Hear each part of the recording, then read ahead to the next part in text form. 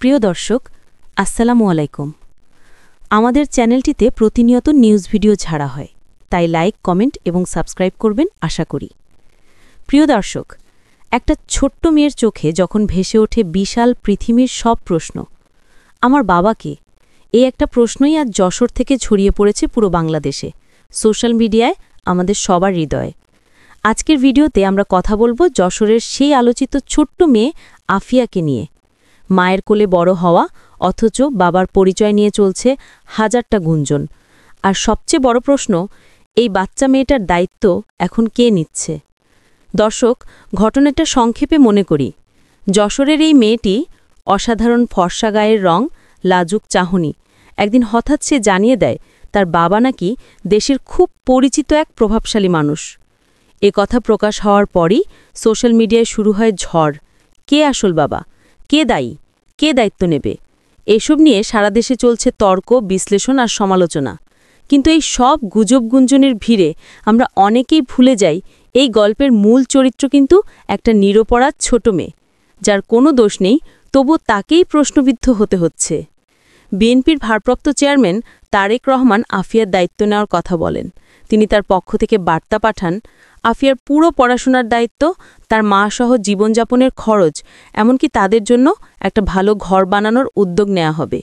তারেক রহমানের নির্দেশেই দলীয় এক নেতা সরাসরি আফিয়াদের বাসায় গিয়ে পরিবারের খবর নেন আর সবাইকে আশ্বস্ত করেন, আপনাদের মেয়ে একা না, ওর পাশে আমরা আছি। স্থানীয় প্রশাসনের কিছু কর্মকর্তা এবং জনপ্রতিনিধি পরিবারটির পাশে দাঁড়িয়েছেন। কেউ দিয়েছেন নগদ অর্থ সহায়তা, কেউ দিয়েছেন খাদ্য সামগ্রী, কেউ আবার দিয়েছেন ভবিষ্যতে ভাতা ও নিরাপত্তা সহায়তার আশ্বাস। যে বাড়িতে একসময় অনিশ্চয়তা আর ভয়ের পরিবেশ ছিল, সেখানে এখন অন্তত একটা আশা কাজ করছে। মা আর মেয়েটা আর একদম একা না। এই পুরো কেসটা এখন শুধু আবেগ বা সামাজিক না, আইনিভাবেও সামনে এগোচ্ছে। তদন্ত কর্মকর্তা আদালতে ডিএনএ টেস্টের আবেদন করেছেন, যাতে বৈজ্ঞানিকভাবে প্রমাণ করা যায় আসলে আফিয়ার বাবা কে। এটা প্রমাণিত হলে শুধু সামাজিক দায়িত্ব না, আইনিভাবে ভরণ-পোষণ ও পিতৃত্বের দায়িত্ব নির্ধারণ হবে।